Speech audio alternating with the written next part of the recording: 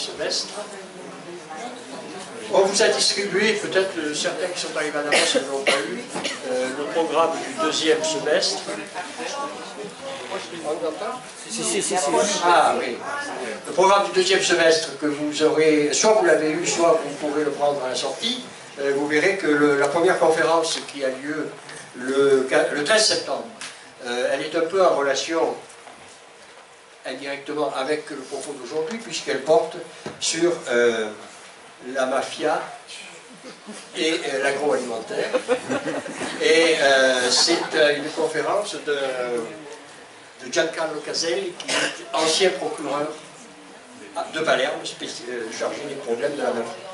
Ensuite, vous verrez que les conférences sont variées. Hein. Il y a des conférences ça va de l'univers, la représentation, représentée pour comprendre Copernic et Newton, par la poésie, et puis il y a Henri Pénard-Ruiz sur la philosophie et l'histoire, puisqu'on sera au centenaire de la paix de 1918, l'armistice de 1918. Voilà, ça c'est le programme pour venir. Nous avons d'autres projets qui ne figurent pas sur le dépliant, et notamment un projet de voyage, mais on vous serez informé bientôt et on vous questionnera là-dessus. Un projet de voyage comme on en a fait un cette année au Fralib.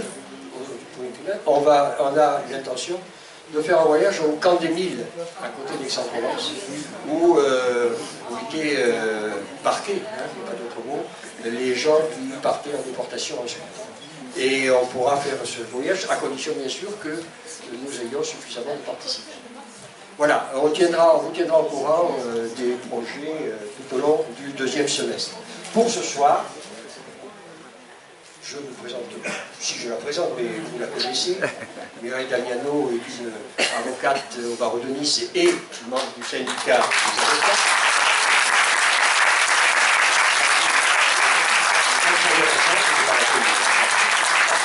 Et c'est aussi et surtout une militante qui est constamment qui a constamment la volonté de faire respecter le droit. Et en ce moment, le droit à notre frontière, il est malmené. C'est d'ailleurs le titre de notre conférence. Malmené pour les migrants et en particulier pour les mineurs isolés qui sont, Mireille en parlera en détail, maltraités carrément, il n'y a pas d'autre mot. Mais aussi, et je profite de sa présence pour en parler, les gens de Martine Landry, qui est la représentante un petit peu pour cette fois-ci.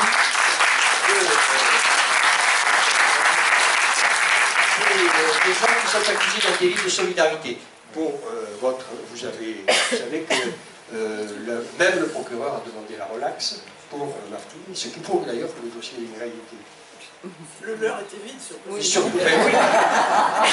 veut dire que le cas était compris. Bon, ce qui n'a pas empêché la procureure de faire des allusions sordides, un peu sordides sur un soi-disant complot, etc. C'est toujours ce que disent les gens qui n'ont plus d'arguments. Ils font appel au complot. Voilà, donc je vais laisser la parole à Mireille. Auparavant, en prologue à cette conférence, vous allez écouter un poème qui a été écrit par une poétesse africaine que Antoine Théron va vous présenter. Alors Antoine Théron, je le présente comme un militant associatif, mais il a tellement de casquettes d'association que ce soir je vais me tenir à militant associatif s'occupant d'un club théâtre au quartier Bon Voyage, et puis il a d'autres casquettes, mais enfin pour ce soir il va surtout vous lire ce poème, et c'est une forme de prologue. Je signale que nous avons fait une copie de ce poème, au moins des extraits de ce texte, ce qui nous semble être les extraits les plus significatifs, que vous pourrez récupérer à la sortie. Voilà. Je lui cède la parole. Je vais me servir de ce micro, si vous le voulez bien. C'est un poème qui s'appelle Home, de Warsan Shea, qui est une jeune poétesse anglaise d'origine somalienne, née au Kenya.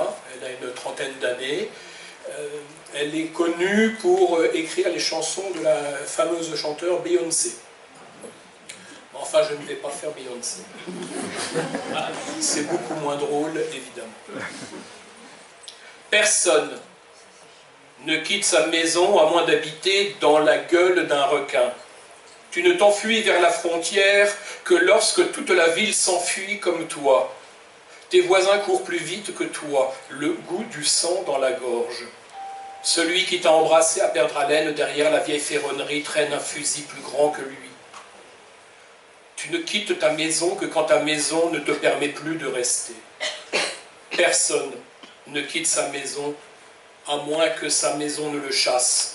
Le feu sous les pieds, le sang qui bouillonne dans le ventre. Tu n'y avais jamais pensé jusqu'à sentir les menaces brûlantes de la lame contre ton cou et même alors tu conservais l'hymne national à portée de souffle. Ce n'est que quand tu as déchiré ton passeport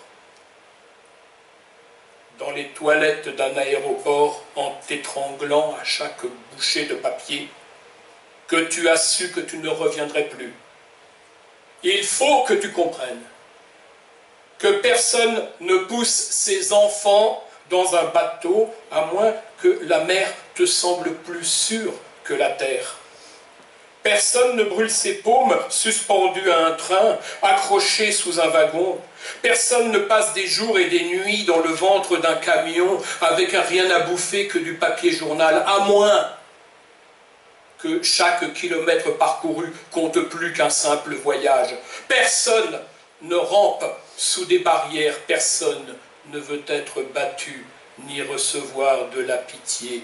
Personne ne choisit les camps de réfugiés, ni les fouilles à nu qui laissent ton corps brisé, ni la prison. Mais la prison est plus sûre qu'une ville en feu. Et un seul garde, dans la nuit, c'est mieux que tout un camion de types qui ressemble à ton père. Personne ne peut le supporter. Personne ne peut digérer ça. Aucune peau n'est assez tannée pour ça. Alors, à la porte, les réfugiés noirs, sales, immigrants, demandeurs d'asile qui sucent le sang de notre pays nègre, mendiant, qui sentent le bizarre et le sauvage. Ils ont foutu la merde dans ton propre pays et maintenant ils veulent foutre en l'air le nôtre. Tous ces mots-là, ces mots haineux, ils nous glissent dessus parce que leurs coups sont beaucoup plus doux que de se faire arracher un membre, que les mots sont plus tendres que 14 types entre les jambes. Et les insultes sont plus faciles à avaler que les gravats, que les morceaux d'os, que ton corps d'enfant mis en pièces.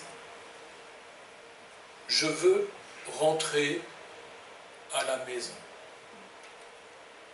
Mais ma maison est la gueule d'un requin.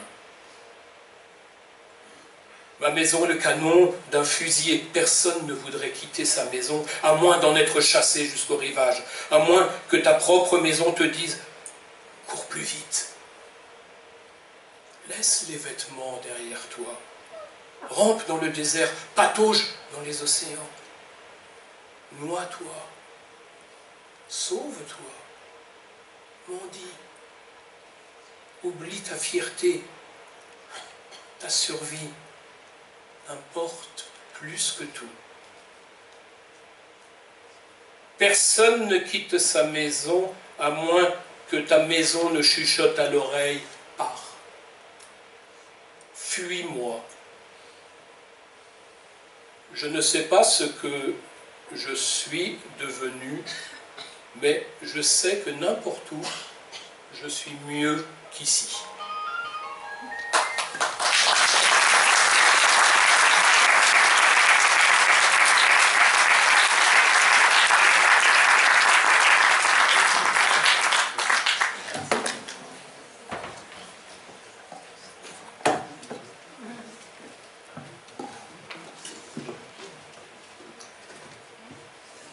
Bien, bonsoir à tous et merci d'être si nombreux. Alors, on a prévu quand même cette séance de la manière suivante. Un certain nombre d'informations, certes, sur ce qu'il se passe à la frontière et les combats qu'on y mène, mais aussi, je l'espère, une large part de débats et de questions que vous auriez éventuellement à nous poser. Parce que je ne vous cache pas que l'espoir qu'on a au travers de ces séances et de ces conférences, c'est de mobiliser les citoyens et leur humanité. Alors, avant de parler de violence aux frontières, pourquoi est-ce qu'on s'interroge seulement sur les frontières? J'ajoute que cette question, c'est une question qui va être débattue par plusieurs fois cette année, puisque le 70e anniversaire de la Ligue des droits de l'homme, qui se fera en novembre prochain, aura justement pour thème les frontières. Alors si on aborde effectivement le problème des frontières, c'est que jusque-là on en débat de façon pas très satisfaisante, tant sur le plan national qu'international et européen. Je lisais avec beaucoup d'intérêt un essai qu'a fait une directrice de recherche du CNRS, de l'UNIRS, qui nous dit que l'alternative à une gestion européenne des migrations axée sur la fermeture unilatérale des frontières passe nécessairement par la reconnaissance du droit à la mobilité inscrit dans la Déclaration des droits de l'homme. Et que cette question n'a jamais été posée ainsi par nos politiques, et malheureusement nos politiques de gauche sur la question migratoire. Il y a un certain nombre de chartes internationales qui sont en débat, qui sont de 2014 et 2015. On parlait de Palerme tout à l'heure, mais c'est la charte effectivement de Lampedusa et de Palerme qui essaie d'attirer notre attention sur ce qu'il faudrait justement mettre en débat autour de cette question, puisque c'est un vœu de suppression du système Frontex, des systèmes de contrôle électronique, satellitaire, biométrique, l'abolition des frontières physiques et des lieux d'enfermement. Et ces chartes proposent un inventaire des droits des migrants en termes de travail, de santé, d'éducation, de participation sociale et politique, intitulé, et c'est tout un programme, de la migration comme souffrance à la mobilité comme droit de l'homme inaliénable. Bon, donc c'est ça la vraie question politique des frontières. Après, nous nous occupons bien évidemment de vérifier ce qu'il s'y passe, parce que notre premier propos est de faire respecter les règles de droit national et international.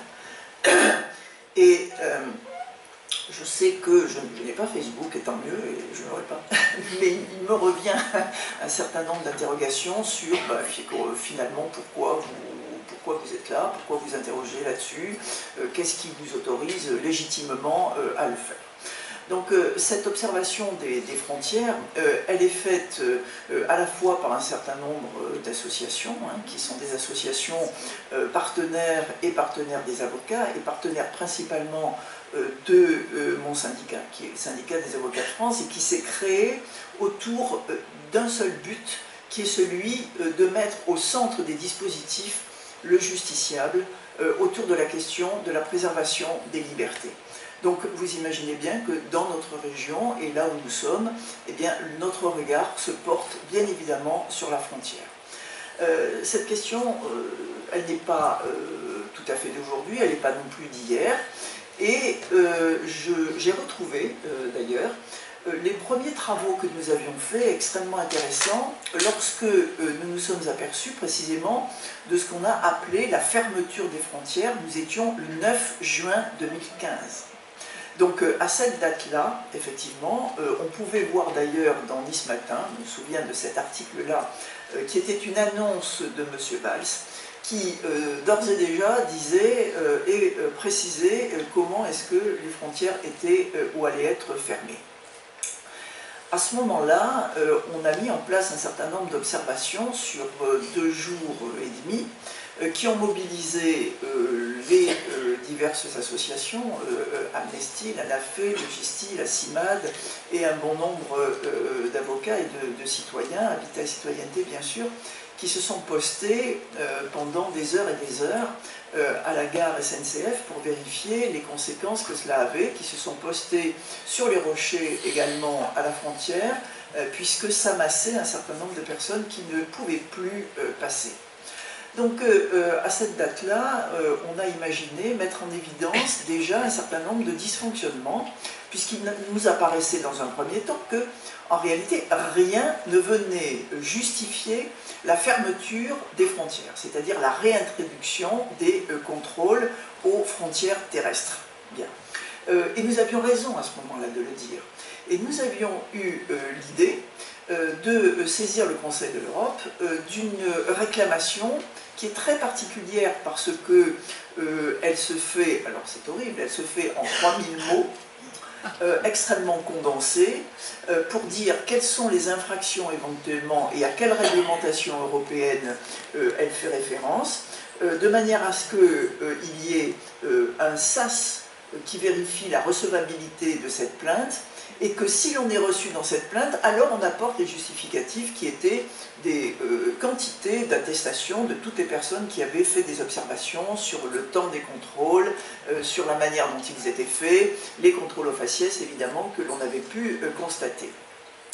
Ce recours a été rédigé, il faisait déjà état d'expulsion et de refoulement collectif. Il faisait bien évidemment référence au contrôle aux faciès qui était fait, et nous n'avons pas pu en réalité le porter parce que précisément, quelque temps après, la France a régularisé, entre guillemets, la situation auprès de ses collègues européens, puisque, vous savez, puisque je le dis un certain nombre de fois, mais c'est d'autant plus intéressant que nous-mêmes avions eu un petit peu de mal à comprendre très exactement les mécanismes. La règle qui s'applique est celle évidemment du code frontière Schengen. Nous avons donc un espace défini européen qui est constitué par des frontières extérieures.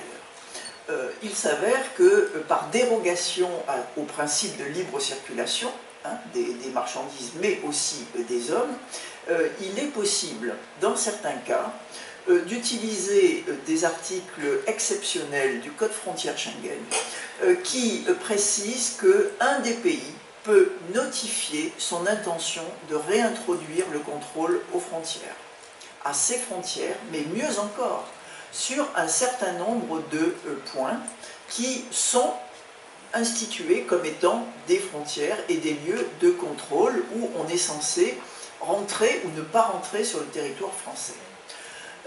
La première exception qui a été utilisée était celle de la COP21, donc nous étions en novembre 2015. À cette date-là, c'est un événement précis, particulier, qui a fait qu'on a pu penser qu'au regard des actes terroristes et des attaques dont était malheureusement victime la France, il fallait la protéger par cette réintroduction de règles particulières de contrôle aux frontières. Les choses devaient normalement durer un mois, c'est-à-dire le temps de la COB. Bien. Il s'avère que ensuite de cela, et par application d'un autre dispositif, on a renouvelé de façon incessante 2 mois, et puis après 6 mois, et puis encore 6 mois, et puis encore 6 mois, jusqu'à ce qu'on se dise, là quand même, les articles cités par ce qui est notifié à l'Europe nous semblent quand même pas très corrects, puisqu'on n'est plus dans l'événement particulier qui génère la crainte, on est quand même dans une espèce de temps pérenne, où il s'agit de bloquer les frontières. Et là, il faut le savoir parce que c'est intéressant, c'est quand même sur l'intervention de M. Sarkozy et de M. Berlusconi que certaines dispositions ont pu être étendues pour permettre la reconduction de ces contrôles sur 2 années. Donc on a pu se dire, bon, 2 années, novembre 2015, novembre 2017, ça devrait pouvoir se terminer, pas du tout, puisqu'on a utilisé une autre exception pour pouvoir la faire perdurer. Et de temps en temps de renouvellement, nous en sommes ici au Xème, qui devrait prendre fin, cette fois-ci, mais bon, tout peut arriver, le 31 octobre 2018. Donc on est dans une situation qui est effectivement très particulière, parce que ce que l'on constate, mais on le constate ici comme ailleurs, c'est que les contrôles de plus en plus terribles aux frontières sont un facteur de violence. Et c'est un facteur violence parce que les personnes dont on dit bien sûr qu'elles vont passer, et elles passeront. Parce que sinon, je pense qu'on aurait un envahissement de l'Italie, là, à l'heure qu'il est. Hein. Si les personnes ne passaient pas ou finalement n'arrivaient pas à passer, je ne sais pas ce que Ventimille deviendrait. Bon, donc, par définition, il y a du passage. Bon. Et il y a effectivement des masses de personnes qui sont bloquées à un moment donné. Mais en conséquence de quoi, on est encore dans cette situation et les personnes prennent des risques incroyables qui font que malheureusement, je crois qu'on dénombre, c'est horrible de passer par là, mais on dénombre à au moins une vingtaine de décès actuellement ici, qui sur un train en train de griller, qui l'autre qui malheureusement est chopé par un camion, qui malheureusement tombe d'un pont, ou qui tombe dans la rivière, quand nous sommes dans la Roya, et malheureusement dans des zones extrêmement dangereuses de montagne. Je ne parle pas du Briançonnais, vous avez malheureusement entendu que la fonte des neiges aidant, je ne pense pas qu'on en soit à 2 corps, mais qu'on va avoir de très mauvaises surprises à l'arrivée. Bon, donc on est dans une situation qui engrange la violence. Donc quand on parle de violence aux frontières, de quoi parle-t-on? Alors, j'ai voulu écarter quand même, écarter ce qui était la violence policière physique. Non pas qu'on s'en occupe pas, parce qu'il faut s'en occuper, et d'ailleurs très récemment, le 9 juin dernier, nous avons organisé précisément une journée de travail à Paris, certes, mais sur les violences policières, en les déclinant sous toutes leurs formes. Violences policières à Calais, violences policières dans les quartiers populaires qui passent par le contrôle, bien évidemment, et le contrôle au faciès aussi, et violences contre les migrants qui prend d'autres formes. Bon.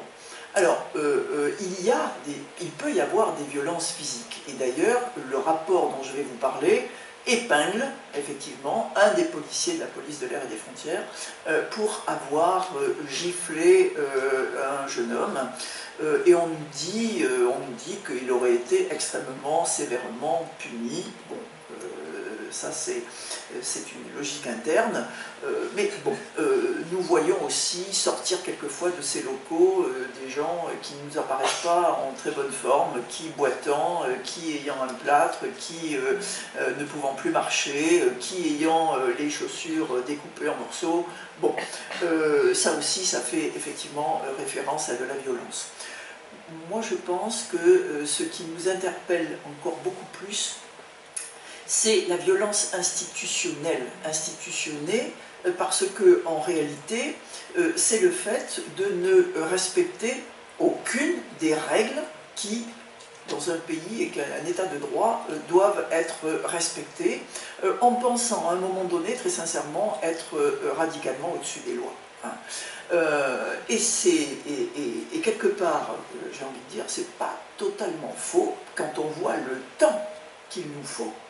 Le temps qu'il faut aux observateurs, le nombre d'observations, le nombre de mobilisations de personnes, associatifs, avocats, de toutes parts, pour mettre en évidence, 1, ces irrégularités, 2, pouvoir en attester correctement, avoir les documents qui permettent de le soutenir, et ensuite faire en sorte que, remontant à certaines autorités, ça ne soit pas que nous qui les disions, puisque quand c'est nous qui les disions, on a une crédibilité qui est quand même assez peu reconnue, mais quand c'est le défenseur des droits, et fort heureusement qu'il est là et qu'il prend une grande part à notre combat, et quand c'est le contrôleur des lieux de privation de liberté qui vient faire un rapport qui est une bombe, hein, carrément, je dois dire qu'on est soulagé, parce qu'on se dit que tout ce qu'on a fait remonter et tout ce qu'on dit est absolument avéré.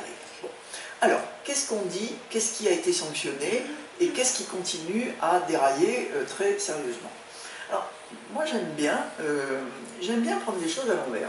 C'est-à-dire que j'ai été, mais alors suffoqué, il faut le dire, par le communiqué de presse de mon ami le préfet. Nous aimons beaucoup tous les deux. Alors,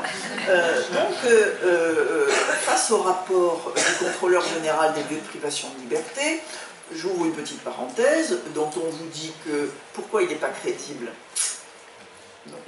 il offense évidemment les gens, les professionnels qui y sont, mais c'est pas tellement ça. Figurez-vous que la contrôleur des lieux de privation de liberté était un magistrat, déjà grande suspicion, mieux encore, elle a été secrétaire générale du syndicat de la magistrature. Alors là, c'est pour le coup que sa parole ne vaut plus grand-chose. Bien. Donc, merci Madame Hazan, quand même, de nous avoir révélé ce que vous avez pu constater sur une période qui est une période assez courte, qui est du 4 au 7 septembre 2017. Nous n'avions pas connaissance de cette arrivée-là, ni de ce contrôle. Nous savions bien sûr qu'un rapport est fait chaque année. Le précédent d'ailleurs avait été publié, mais pas ce rapport d'étape qui est un constat en réalité sur quelques jours. Et il est extrêmement intéressant parce que quand on regarde la réponse qui est faite du préfet, et quand on regarde en réalité les préconisations et les recommandations qui sont faites, on se rend compte tout de même qu'il y en a certains qui ont une certaine témérité dans les affirmations. Alors on va les prendre, et ça va nous permettre de nous promener finalement dans cette réalité de ce que nous vivons à la frontière. Donc il nous explique utilement que dans le cadre de la lutte contre l'immigration clandestine, on a réintroduit les frontières. Faux. Alors ça déjà, c'est une conception qui est assez particulière parce que non, dans le cadre de ce que j'ai indiqué tout à l'heure, ça n'est pas la lutte contre l'immigration clandestine. Et je dirais même que c'est pas fait pour ça et que le texte dit que c'est pas fait pour ça. Puisque la notification qui a été reçue par la France, c'est parce que nous étions alors en état d'urgence et que la France soutenait être encore dans le point de mire des activités de divers terroristes et que c'est pour se préserver de cela qu'elle était autorisée à réintroduire les contrôles aux frontières. Et le texte prévoit effectivement que ça n'est pas fait pour contrôler l'immigration clandestine. Alors, pourquoi je vous dis ça principalement ? Parce que nos amis soldats, là, des sentinelles, qui sont dans la vallée de la Roya, et qui sont à Sospel principalement, puisque les bataillons se succèdent tous les 15 jours venant de Lille, Metz, Nancy, bon, et qui habitent où? À l'hôtel des étrangers. Ça c'est rigolo.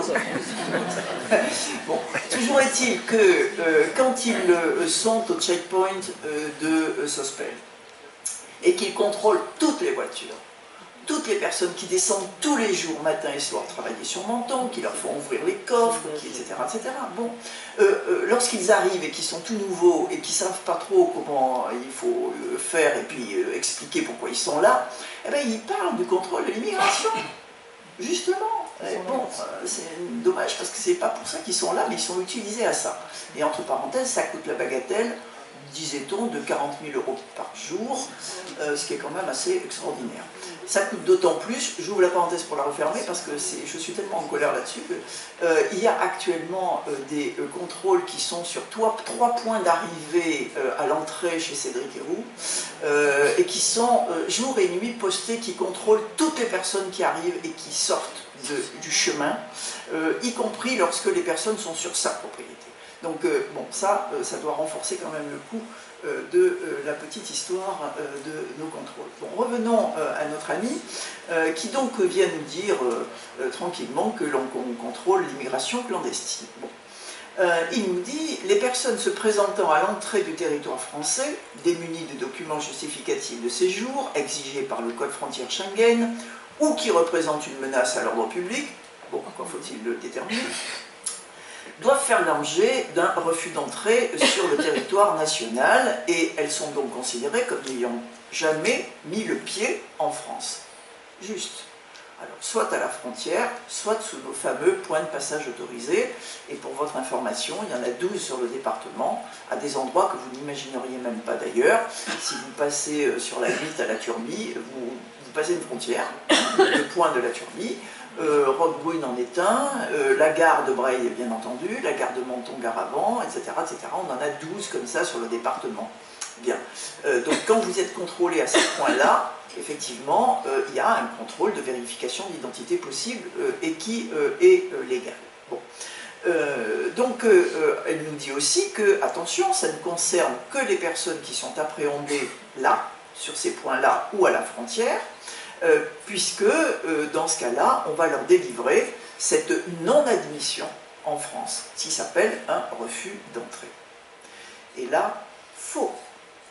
Pourquoi? Parce que ce que l'on constate comme irrégularité notoire, et qui est repris effectivement dans le cadre de ce constat, c'est que des personnes qui sont effectivement sur le territoire français, donc ils ne sont ni à la frontière, ni sur nos fameux PPA, sont amenés sur les PPA.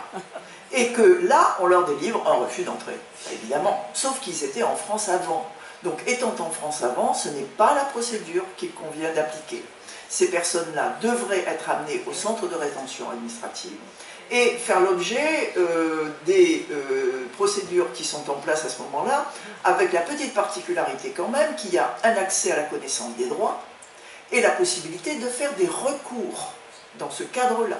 Bon, ce dont ils sont par évidence privés, puisqu'on est en train de mettre en place une espèce de truc qui fait que je te prends là, mais je t'amène là, et là je procède à cette procédure accélérée, parce que pour plus accélérer, ça se passe en quelques minutes, mais on y reviendra. Donc l'affirmation de monsieur le préfet sur le fait que tout ça se passe parfaitement bien n'est pas tout à fait non plus la réalité. Il nous dit ensuite que la procédure qui leur est applicable consiste dans la notification d'un refus d'entrée qui est un formulaire européen normé. Le préfet aime beaucoup dire que c'est normé, vous allez voir pourquoi. Et que c'est le même que tous les partenaires européens ont, qui sont signés, dont un exemplaire leur est remis. Et là, la procédure est donc parfaitement légale. Bien.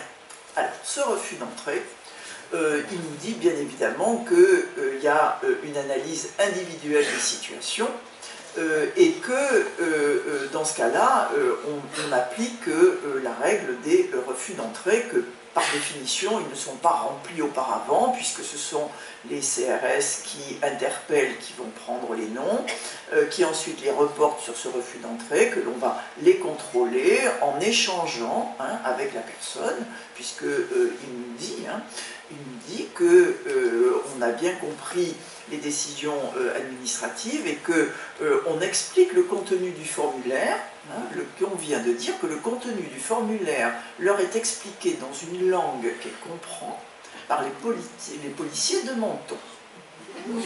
Il n'a pas été noté de problème de compréhension. Ah non.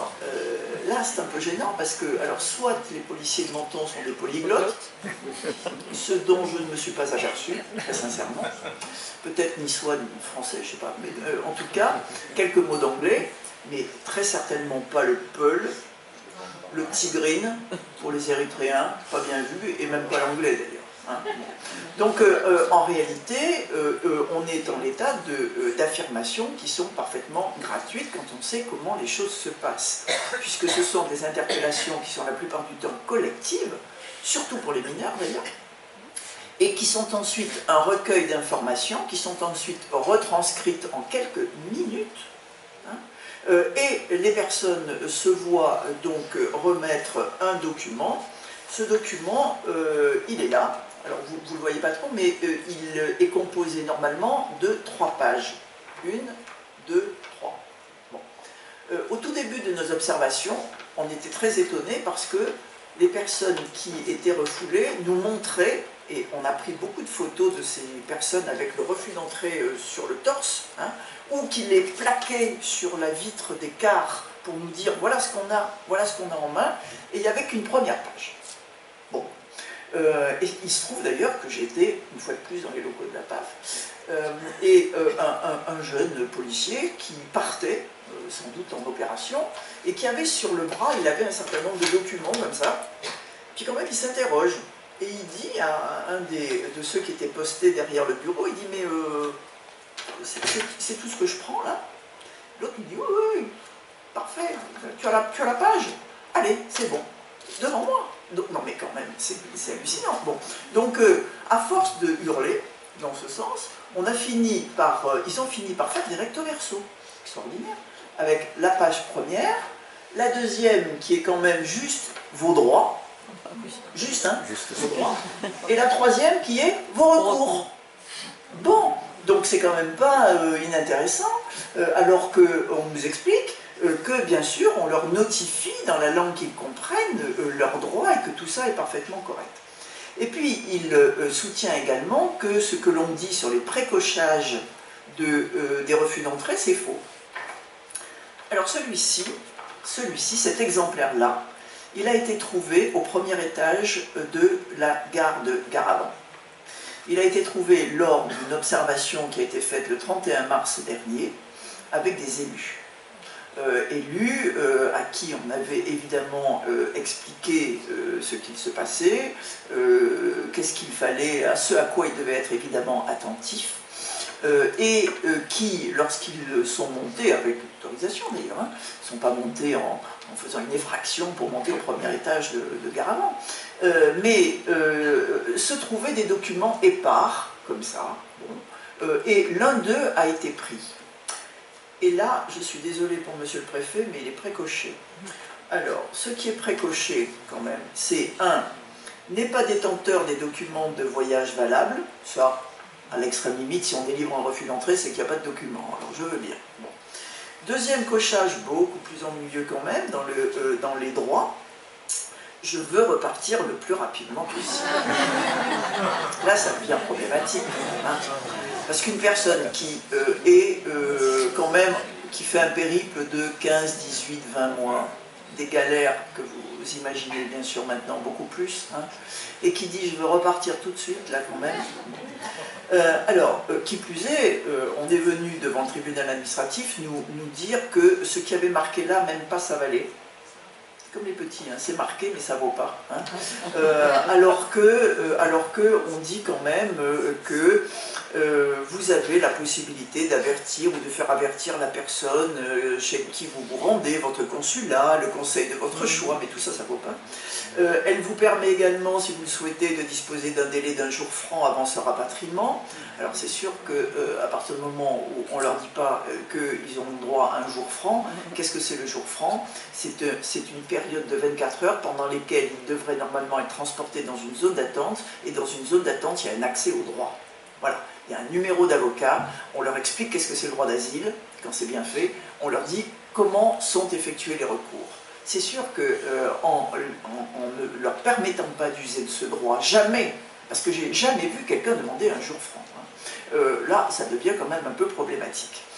Et c'est d'autant plus problématique que c'est la même chose qui est délivrée aux mineurs, et que le mineur ne peut pas renoncer au jour franc. C'est impossible d'abord parce qu'il est mineur, justement. Et que pour renoncer à un droit, eh ben, soit il faut avoir un administrateur ad hoc, mais on ne peut pas tout seul renoncer à un droit.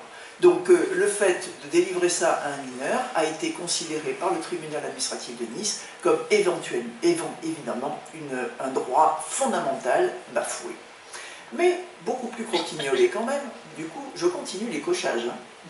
Dernier cochage, qui permet tout là, refusant de répondre ou d'indiquer une langue qu'il ou elle comprend, la procédure complète étant de ce fait effectuée en français.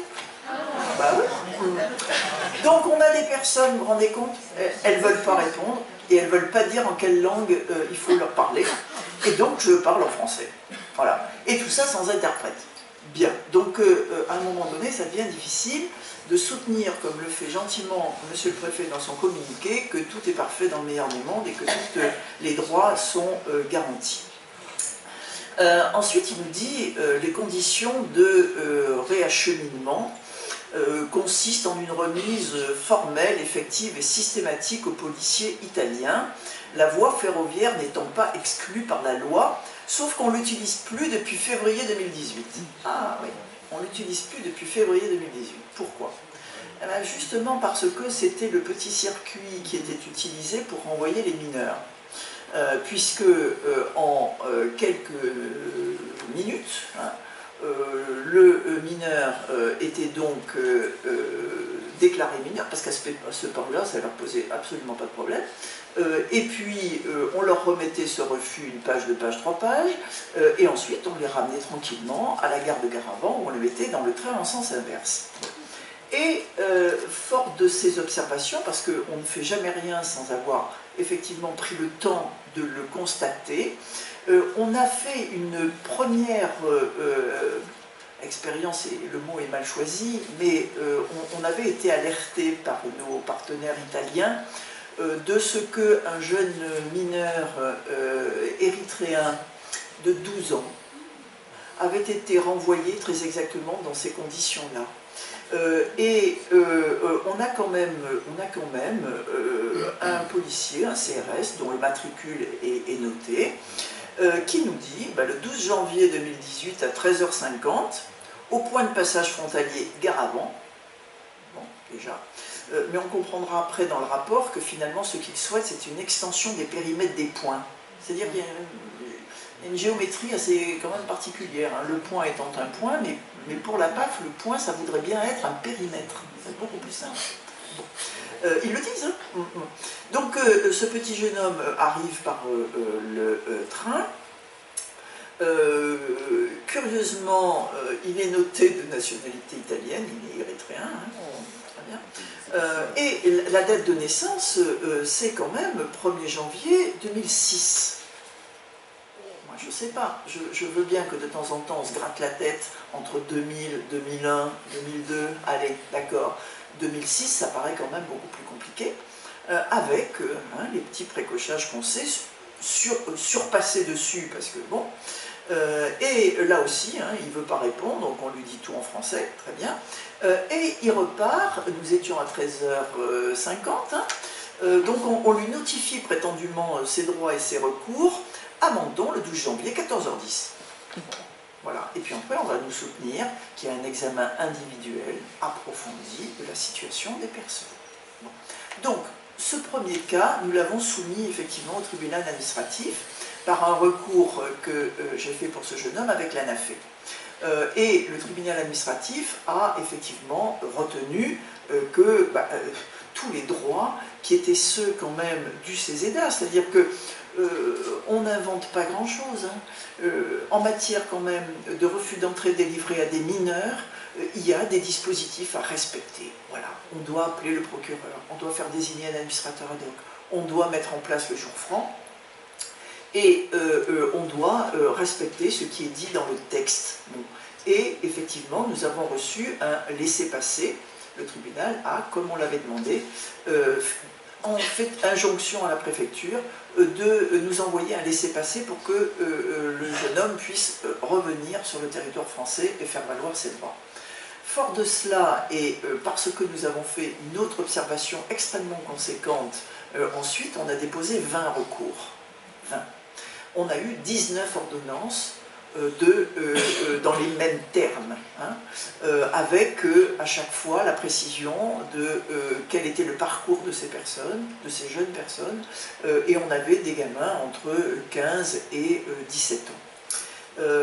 Et là, monsieur le préfet est venu lui-même à l'audience nous expliquer que tout ça ne s'appliquait pas parce qu'en réalité, il n'y a pas de zone d'attente. Et que comme il n'y a pas de zone d'attente, le jour franc en zone d'attente, comment voulez-vous qu'on fasse puisqu'il n'y en a pas? Bon. Et puis ensuite, il a dit, j'ai quelque chose à faire, je m'en vais, et je laisse mon directeur de la PAF nous expliquer le reste. Bien, parfait. Sauf que ce qui est extrêmement intéressant, c'est que dans son communiqué, monsieur le préfet continue à nous dire ça.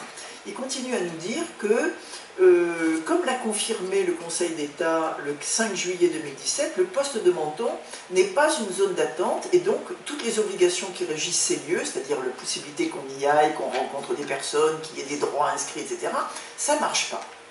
Bon, on s'est dit, nous on avait un problème sur le statut de ces lieux. Et le statut de ces lieux, c'est extrêmement important parce que ça détermine les droits.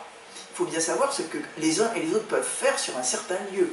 Et on se disait, mais enfin bon sang, pourquoi est-ce que ce premier étage, la gare de Gare-Avant, c'est quoi? Qu'est-ce que c'est? Bon, on interroge, la Ligue des droits de l'homme fait une interrogation, pas de réponse. Bien.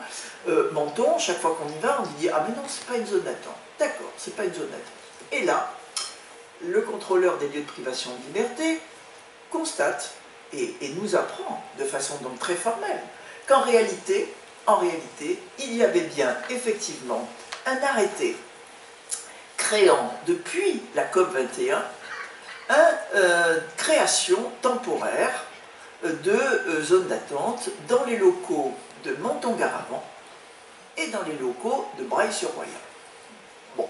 Et que cet arrêté n'a effectivement jamais été abrogé et que les locaux sont encore utilisés ponctuellement par les forces de sécurité comme une zone d'attente. Alors, où c'en est une, où c'en est pas une, où c'est abrogé, où c'est pas abrogé, mais quand on y va et qu'on dit on voudrait rencontrer monsieur machin, madame truc ou le jeune X, on ne peut pas venir nous servir que du coup on n'a pas de droit dans cette zone-là. Hein. À un moment donné, il faut clarifier un petit peu les choses. Et d'ailleurs, pourquoi est-ce qu'il s'empare de cette décision du Conseil d'État? Parce que, fort de ce qui nous semblait être des lieux d'enfermement et des lieux irréguliers d'enfermement, un certain nombre d'associations, dont le SAF, avaient effectivement saisi en référé liberté le tribunal administratif pour faire dire que c'était des lieux de privation de liberté. Nous avons été déboutés, on est allé au Conseil d'État. Au Conseil d'État, ça a été une audience effectivement assez complexe. Grâce à Martine qui est là, j'avais sur mon téléphone un certain nombre de photos en direct de ce que les personnes sortaient le matin à 8 h. Sortant le matin à 8 h, quand même, ils y étaient depuis la veille. Ça faisait quand même beaucoup, finalement. Hein, alors qu'on nous chantait le fait que c'était juste le temps raisonnable pour vérifier l'identité et de vérifier ce qu'on faisait de ces personnes-là. En fait, les fameuses 4 heures, qui ne sortent de pas grand-chose, mais bon, peu importe, sont systématiquement, ou presque systématiquement dépassées quand on arrive à une certaine heure. Pourquoi? Parce que, bien évidemment, le poste français est aussi tributaire des horaires des Italiens. Et les Italiens, à 11 h du soir, jusqu'à 7 h du matin, il n'y a plus personne. Bon. Donc, par définition, ils sont bien obligés de rester au poste. Et là, on a beau dire ce qu'on veut, mais on est évidemment très loin des fameuses 4 heures. Et là aussi, les critiques qui sont faites, alors vous me direz, c'est peut-être moins important, mais quand même, les critiques qui sont faites sur la manière dont on accueille, le mot est peut-être pas le bon non plus, mais qu'on accueille ces personnes dans ces lieux qui sont des algécos, qui sont extrêmement dégradés, dans lesquels il y a l'été, bon, pas de clim, ça à la limite, mais il n'y a pas de commodité, c'est dans une hygiène extrêmement critiquable, et la contrôleur, effectivement, fait un relevé de tout ce qui dysfonctionne sur ce point, en demandant à ce que ça soit rectifié. Et on nous dit, il y a des hommes de ménage 6 jours sur 7, et puis de toute façon, si c'est pas bien, c'est la faute des étrangers. Parce qu'ils cassent tout. Voilà. Ils dégradent les cloisons, il y a des lames de parquet arrachées, il y a des mécanismes de fermeture cassés, etc. Donc si c'est pas terrible, franchement, retournez-vous contre ceux qui... Mais vous inquiétez pas, on donne des bouteilles d'eau et des gâteaux. Bon, ce qui est d'ailleurs faux, d'ailleurs, parce que la plupart des jeunes qu'on rencontre le matin, ils n'ont pas à manger de la nuit. Bon. Et c'est les policiers quelquefois qui donnent des madeleines, puisque génération Madeleine, donc qui donnent des madeleines aux gamins. Bon, donc on voit bien quand même que cette défense officielle qui est faite, elle repose sur des non-vérités. Et les recommandations qui ont été faites dans ce rapport, alors il est énorme, il fait 80 pages, il est extrêmement documenté et il nous dit des choses qui sont quand même effectivement inquiétantes et que l'on avait repérées. Il nous dit, qu'il faut clarifier le statut juridique de ces lieux, hein, puisqu'il n'y a pas pire violence quand même que d'être enfermé dans un lieu où on ne doit pas être enfermé, quand même. Ils nous disent que les registres numériques ne sont pas crédibles, alors que c'est le seul outil de traçabilité des procédures, il y a des doutes sur la réalité des faits, et qu'il importe que les données reportées le soient correctement et de manière exhaustive. Et c'est tellement vrai que lors de notre dernière incursion avec nos élus, qui avaient pour mission de prendre quelques petites photos quand même, voilà, ça c'est l'écran. C'est un écran sur lequel chaque jour on enregistre les passages.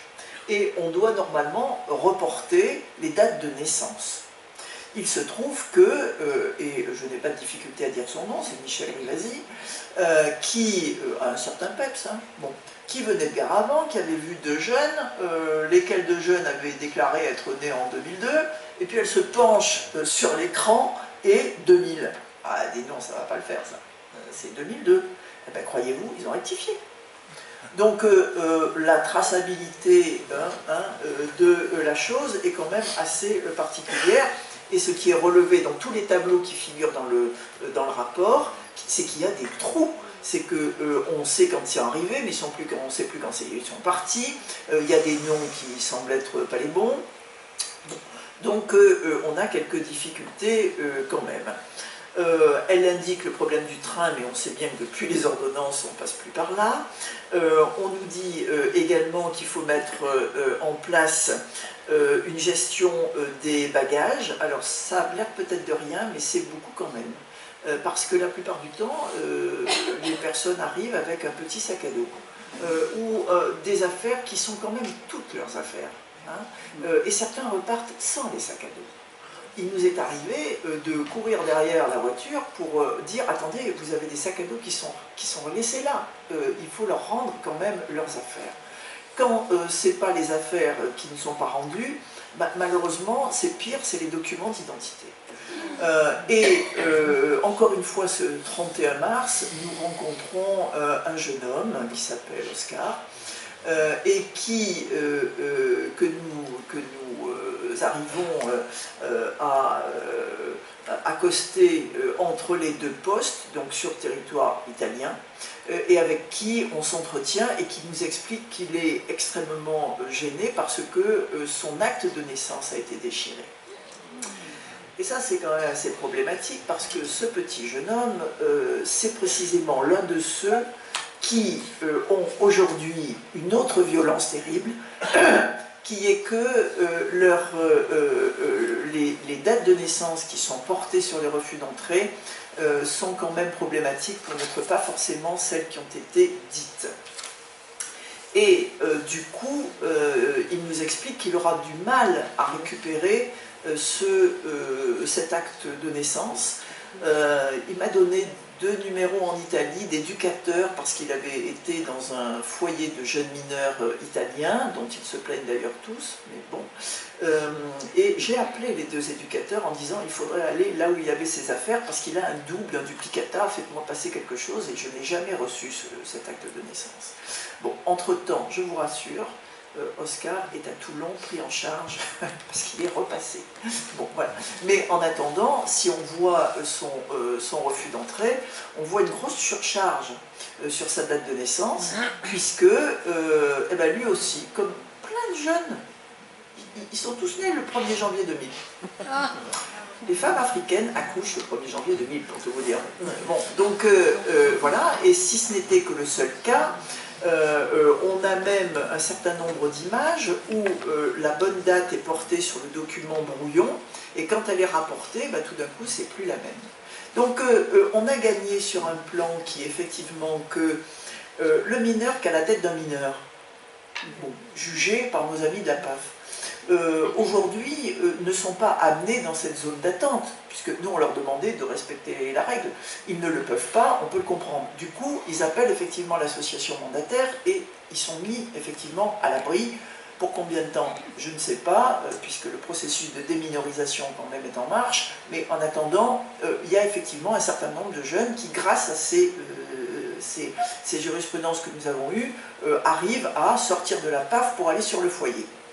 Hôtel, foyer est un autre débat. Mais en tout cas, de sortir de là, en tout cas. Bon. Mais pour certains, dont on peut penser, en les voyant, hein, qui ne sont pas mineurs, ils peuvent subir ce type de violence-là, encore une fois, qui est gravissime, parce que dans ce cas-là, eh ben, ils retournent pédestrement, je sais que le mot plaît beaucoup à Martine, pédestrement vers la zone italienne et à pied jusqu'à Vintimille, puisqu'ils sont qualifiés de majeurs. Je dirais qu'on a quelque part un temps de retard avec nos amis du Briançonnais, parce que nos amis du Briançonnais sont très forts. Ils délivrent maintenant des refus d'entrée avec la mention suivante, aux mineurs, la mention suivante, alors c'est tellement écrit petit, refuse de décliner une date de naissance cohérente avec son apparence. Voilà, ça veut dire que des policiers se font juges de l'apparence et disent « Ah ben il ne veut pas nous donner la bonne date, tiens, bon voilà, et je note ça, et hop, je renvoie. » Bon, je pense que ça va nous arriver ça, parce qu'en général, ce qui se fait d'un côté, on voit arriver derrière. Donc voilà quand même une situation qui est effectivement problématique. Autre recommandation, bien sûr, c'est de respecter les points dont je vous ai parlé tout à l'heure et de préciser exactement le lieu d'interpellation, ce qui pour nous est aussi extrêmement intéressant. Et la recommandation suivante, les conditions dans lesquelles les décisions de refus d'entrée sont renseignées et notifiées aux personnes étrangères, constatation du contrôleur, les privent de toute possibilité d'exercer les droits afférents à leur situation. Il est indispensable que les procédures soient correctement et entièrement complétées et surtout qu'elles soient réellement notifiées aux personnes concernées avec l'assistance d'interprètes professionnels aussi souvent que nécessaire. La situation particulière de Menton, au regard du nombre conséquent d'interpellations de personnes migrantes, ne peut en aucun cas justifier de telles atteintes aux droits. Il revient à l'État d'assurer la mise en œuvre de procédures respectueuses du droit des personnes. Ensuite, bien évidemment, le problème de l'asile, puisque par définition, le mot asile, comme dirait mon ami Thierno Wambach, c'est photocochonne, hein, surtout on ne prononce même pas le mot. La mention du droit à demander d'asile mériterait de figurer sur les documents de refus d'entrée, afin que l'ensemble des personnes non admises en soient informées et puissent le faire valoir. Et là, il est bien précisé que... alors, ce qui est exceptionnel, c'est que les policiers, quand ils répondent à cette question-là, je peux mettre à leur crédit le fait qu'ils pensent qu'ils n'ont pas tort, quelque part. Parce que, droit dans leurs bottes, ils viennent nous dire « Ah, mais c'est pas la peine de leur parler d'asile, ils viennent d'Italie. » Oui, et alors? Eh ben, ils font leur demande en Italie, hein, c'est la règle du Dublin. Hein. Bon, donc le contrôleur, quand même, se fonde d'une recommandation spécifique en disant la décision d'octroi ou de refus d'entrée sur le territoire au titre de l'asile relève du ministre en charge de l'immigration. Le fait que les personnes étrangères interpellées à la frontière viennent d'Italie n'autorise pas les agents de police aux frontières de Menton de refuser purement et simplement de prendre en compte d'éventuelles demandes d'asile. Les demandes de protection doivent être dûment enregistrées et traitées selon les procédures applicables, et elle revient bien sûr sur le problème des mineurs et des garanties à leur apporter de façon systématique, celles que je vous ai indiquées tout à l'heure. Donc sur le problème du droit d'asile, il faut saluer une décision extrêmement récente qui est de mai, si je ne m'abuse, qui est du 2 mai 2018, que l'on doit à Asia, au Mini, qui a réussi à faire mettre en évidence le refus de prendre en compte une demande d'asile pour une personne qui a tenté 3 fois. Donc c'est intéressant, mais le problème c'est que là, on a bien compris que la personne était suivie, assistée, et qu'en conséquence, on a été informé, il a été informé du refus d'enregistrer la demande d'asile 1 fois, 2 fois, 3 fois, mais la plupart du temps, on ne le sait pas, ou on le sait extrêmement tardivement, quand ils sont de retour en Italie et que les associations éventuellement sont à leur côté, et là on n'a pas forcément l'aspect probatoire, hein. C'est un peu compliqué, donc on est obligé de mettre en place des choses un peu construites, et je ne suis pas sûre que cette décision, toute très belle qu'elle est, fasse que les choses changent véritablement. Donc on en arrive à la dernière violence, me semble-t-il, qu'on a un peu évoquée tout à l'heure, mais qui est tout aussi grave, qui est celle de l'atteinte à la défense. Parce qu'à un moment donné, il est impossible, pour l'avocat que je suis, mais tous ceux qui étaient à mes côtés aussi, d'entrer en contact avec des personnes qui pourtant appellent et dont on a les coordonnées, dont on a le nom, dont on a le numéro de téléphone. Pour ceux qui verront peut-être à partir du 24 ou du 26 septembre prochain le film réalisé dans la Roya qui s'appelle Libre, et et qui donc passera dans les salles, enfin j'espère qu'il passera dans les salles, vous verrez effectivement ce qui nous est arrivé une belle nuit de juillet où il a été radicalement impossible que j'entre en contact avec une des personnes qui pourtant avait un rendez-vous le lendemain à la préfecture.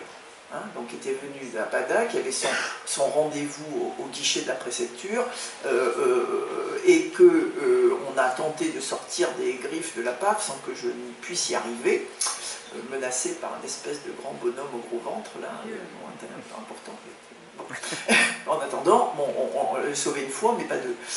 Voilà, donc ça c'est quand même quelque chose dont je crois qu'il faut s'emparer collectivement, d'une part. Deuxième tentative, pas deuxième, enfin xème tentative, il n'y a pas très longtemps, pour un petit jeune homme de 16 ans qui était dans la Roya, que la zone ne venait pas chercher, que nous n'avions pas envie de transporter nous-mêmes à la PAF, et en conséquence de quoi il est descendu par Cédric Héroux, en avertissant tout le monde comme d'habitude, et en faisant en sorte que nous excisions le tribunal pour enfants, bien sûr. Et là, impossible de rentrer en contact avec ce jeune homme dont on sait qu'il ne peut être ni refoulé, qu'il n'est pas détenu, qu'il n'est pas retenu. Il est donc libre en train de faire simplement examiner sa demande de prise en charge. Il devrait repartir avec l'association. Bien. Donc apparemment ils appellent le procureur et le procureur donne ses instructions en disant non, vous ne laissez pas rentrer Maître Damiano. Bon, très bien. Et pourquoi ? Ben parce que c'est comme ça, on est dans un lieu où vous ne pouvez pas avoir accès. Bien, donc j'appelle mon bâtonnier, qui était malheureusement pour le décès d'un confrère en Corse, qui autorise la production d'une lettre au procureur en disant c'est pas possible, régulariser rapidement cette situation parce qu'il y a une atteinte au droit de la défense. Hein. Et là, on nous répond, exceptionnel quand même, on nous répond ben non, parce qu'il n'y a aucun droit. Ce mineur, il n'a pas d'administrateur ad hoc, dont acte d'ailleurs. Ce mineur n'a pas de parents, il n'a pas de représentation légale. Comment voulez-vous qu'il désigne un avocat? Bon. Alors c'est un peu problématique parce que c'est quand même inscrit dans le code. Hein. C'est dommage parce qu'en matière d'assistance éducative, les enfants sont partis à la procédure. Donc ils désignent leur avocat. Ils ont toute possibilité de le faire, de se faire représenter. Ils peuvent faire appel de décision tout seuls. Devant le Conseil d'État, nous pouvons aller pour des mineurs vulnérables quand on est dans des situations d'urgence, on a besoin de personne pour y aller, et ça semble totalement méconnu de monsieur le procureur. Bon. Donc c'est gravissime parce que ça voudrait dire que ces personnes, et ces très jeunes personnes, donc vulnérables par définition, n'ont pas le droit à être assistées, à connaître leurs droits et à faire en sorte qu'elles puissent rencontrer, quel que soit le lieu d'ailleurs, ceux qui les assistent et donc leur avocat. Dernière atteinte, alors là, frontale si j'ose dire, vous avez avec bonheur appris que le procureur avait effectivement dit qu'elle était dans l'obligation, parce que vraiment on ne pouvait pas faire autrement, de demander la relaxe de Martine Landry, qui est avec nous ce soir, mais que une enquête ferait bien d'être ouverte pour faux, usage de faux et escroquerie au jugement. C'est moi ça. Ça veut dire que nous aurions présenté des pièces fausses. Nous aurions présenté une situation fausse de jeunes gens qui n'auraient jamais mis le pied dans la Roya. Jamais. Qu'on n'identifie pas. Et que tout cela était donc un complot international, puisqu'on a comploté avec l'Italie, donc c'est bien un complot international, pour faire rentrer et passer ces deux jeunes. Voilà, donc j'attends les poursuites. Alors qu'il est, j'attends, on verra bien. Mais là, je veux dire qu'on a passé un cran qui est quand même inquiétant, parce que ça veut dire que tant qu'on peut attaquer les solidaires, tant qu'on peut attaquer les personnes aidantes, hein, et que, on le fait largement, puisque je rappelle quand même la condamnation lourde de Francesca, dont j'ai perdu le nom de famille, mais qui en cours d'appel sa peine a été lourdement aggravée, qui travaille avec Habitat et Citoyenneté et qui a eu 5 ou 6 mois je crois, hein, avec sursis, mais 5 ans d'interdiction des Alpes-Maritimes, alors qu'elle est constamment entre l'Italie et notre département, ce qui est quand même extrêmement grave. On attend la motivation, bien sûr. Mais donc, bon, la première cible, c'est effectivement de stopper la solidarité, on a bien compris. Mais quand on ne le peut pas, parce que le dossier il est vide de chez vide, donc en même temps, on ne peut pas trouver l'infraction, c'est ce qu'elle a dit. Ah, je trouve pas l'instance, je trouve pas l'élément moral, je trouve pas l'élément matériel. Bon, très bien, qu'est-ce qu'on fait? On attaque la défense. Et ça n'est pas la première fois, et malheureusement, on a une élève avocate de Calais qui a eu sur son compte Twitter le malheur de venir dire quel était le comportement des policiers à Calais, et qui a dénoncé un certain nombre de faits, et qui s'est vu menacé d'une poursuite par le ministère directement. Bon, donc ça veut dire que toutes les dénonciations qu'on fait sont maintenant sujettes à poursuite éventuelle. Bon. Donc le dernier, alors du coup pour ça, heureusement qu'on a quelquefois des photographes avec nous, hein, tant mieux, parce que résultat des courses, j'ai vite appelé notre photographe favori, qui travaille pour l'IB et puis qui nous suit dans nos aventures, là. J'ai dit, oh là, tu n'aurais pas une petite photo de moi avec Oscar, des fois que, fort heureusement, il l'a trouvé. Bon, donc là, on ne pourra pas dire qu'on agit sans mandat et qu'on ne se connaît pas et qu'on a tout inventé. Hein. Bon, voilà. Non, mais, alors, évidemment que on n'a pas à produire les justificatifs d'un mandat d'avocat, hein, bien évidemment. Mais en même temps, ça devient un petit peu quand même difficile et pénible d'exercer cette défense. Mon propos, finalement, est de dire on n'y arrivera pas tout seul, ça c'est sûr. Tout ce qu'on a comme succès aujourd'hui, c'est parce qu'on a coordonné des aspects d'une défense collective. C'est-à-dire que les associations avec qui on travaille, on est en lien direct, que ce soit en Italie, en France. Des journées sont effectivement encore prévues prochainement pour alimenter cette coopération, et ce n'est que par là qu'on arrivera peut-être au moins à mettre en évidence un certain nombre de choses, mais aussi, et nous allons le faire parce que grâce à nos élus et au compte-rendu qu'ils ont fait, aux documents qu'ils nous ont livrés pour ces 2 journées d'observation, le signalement auprès du parquet est fait pour délaissement de mineurs, pour faux et usage de faux, et je ne sais plus quelle est la 3e infraction qu'on a repérée. Bon, alors, qu'est-ce que ça veut dire? Ça veut dire qu'on est un peu en difficulté pour ne pas, comment dire, mêler les jeunes migrants à des problèmes de procédure judiciaire pénale. Ce sont des jeunes gens qui essayent de s'intégrer, qui ont une grande volonté d'ailleurs de s'intégrer, d'apprendre, et bon, ils sont prêts évidemment à témoigner de ce qui leur est arrivé, de le raconter, mais de les faire comme étant partie prenante d'une plainte pénale contre des policiers ou contre un préfet, ça me paraît quand même un peu compliqué. Bon, donc on a d'autres moyens, qui sont des moyens qui nous regardent, qui sont de notre responsabilité de citoyen, ouverts d'ailleurs à n'importe quel citoyen, qui est de signaler au parquet les infractions que l'on est personnellement en état d'observer. C'est ce qu'on fait cette fois-ci, hein, en livrant ces indications au préfet qui s'en empare ou qui s'en empare pas, on verra bien, mais je pense qu'il faut absolument multiplier cette possibilité-là, et chaque fois que, là on a été appelé il n'y a pas longtemps, parce que une jeune femme a été assez malmenée à Sospel, parce qu'elle n'a pas dit bonjour aux policiers, qui l'ont extrêmement mal pris, et qui en conséquence l'ont gardée, l'ont empêché de monter dans le train, voulait ses papiers, etc., etc. Donc elle n'a pas commis d'infraction quand même, en disant je ne vous salue pas, ben, je ne vous salue pas, c'est son droit. Donc bon, et j'ai dit mais faites-nous remonter. Faites-nous remonter les incidents que vous constatez. Vous prenez le train de l'arrière-pays, il y a des contrôles qui vous semblent un petit peu quand même ciblés, hein, on va dire ça comme ça, les bleus clairs, les bleus foncés. Donc, dites-le nous. avec une attestation circonstanciée. C'était tel jour, j'étais à tel endroit, je constate ci, je constate ça, ça me paraît pas bien normal, est-ce qu'on n'est pas en état d'une infraction?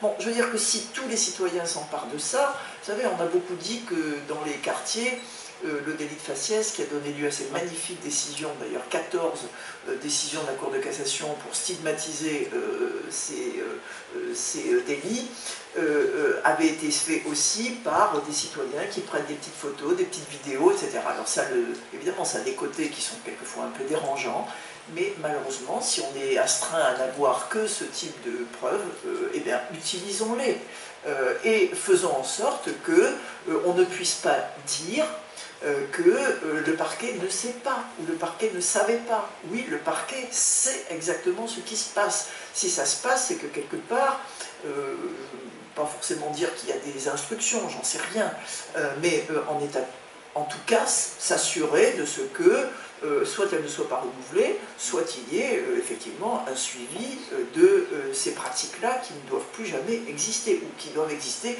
de moins en moins. Donc mon appel envers vous, qui, si vous êtes là et que vous avez quand même le sentiment qu'on peut faire quelque chose, eh bien, c'est d'essayer d'être extrêmement attentif à tout ce que vous pourrez constater et nous aider à participer à faire cesser ces infractions. Voilà en quelques mots ce que je voulais vous expliquer.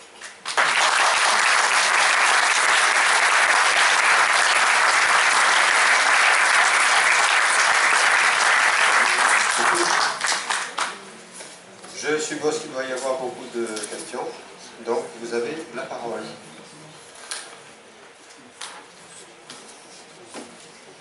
Ou des témoignages, hein, puisque on était là. Pourquoi pas?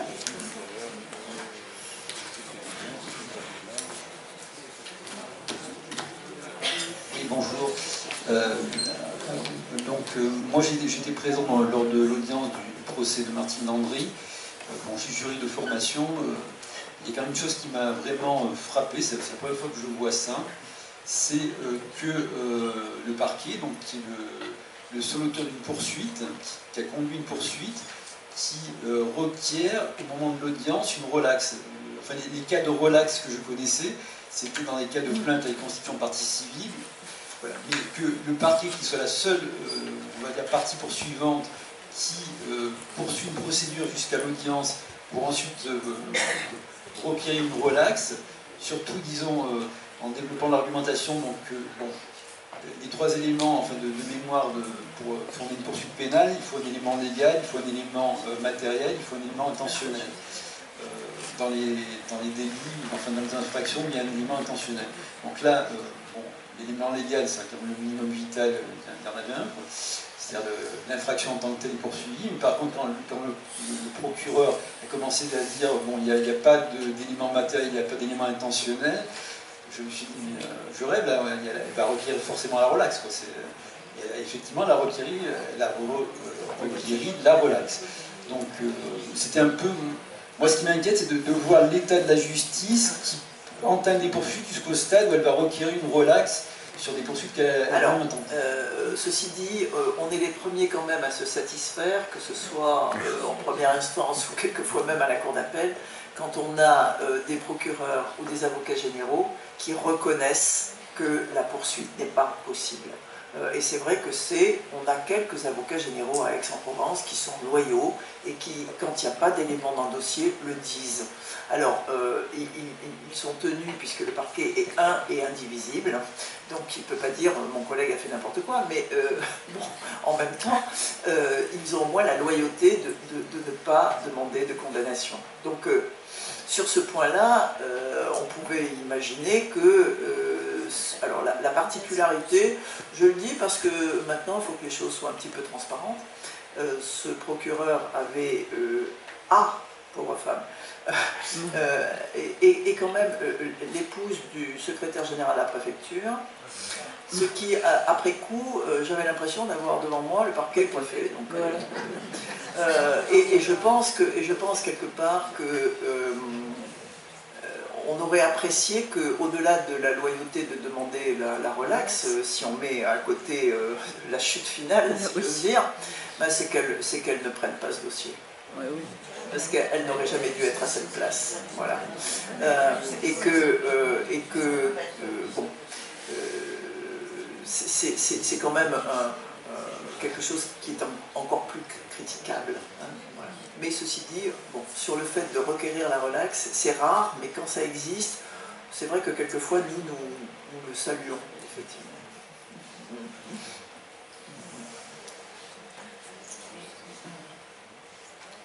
Bonjour. Bonjour. Alors moi j'avais lu un article sur un journal italien d'un fait qui s'est passé récemment, je pense. C'était un jeune qui vient du Chili, qui avait été adopté quand il était petit par une famille italienne. Et il a pris le bus depuis sa ville, qui est pas loin de Milan, pour aller en Espagne pour le travail. Il a été... il y avait le changement de bus, la frontière ici, et il avait sa carte d'identité, et on lui a refusé de continuer son voyage. Donc il a dû retourner en Italie, prendre l'avion, et aller en Espagne, avec sa carte d'identité. T'es majeur 24 ans. Pour moi, je suis italienne et je traverse tranquillement. Je vais en Angleterre avec ma carte d'identité. Non, de toute façon, ça s'appelle un abus de droit, hein, tout simplement. Il y avait aussi un article que j'ai lu ce matin sur Riviera News, je pense que c'était une femme mariée avec un Italien, une femme de l'Équateur, qui habite à Ventimille, et elle travaille, je ne sais pas, en Italie, enfin en France, je pense en Menton, et elle a été obligée de descendre le train à Menton-Garabin, parce qu'il manquait quelque chose sur sa carte d'identité. Ça, c'est aujourd'hui. Ah, là, le contrôle, il est systématique à Garabon. Hein. Moi, j'ai bien fait contrôler.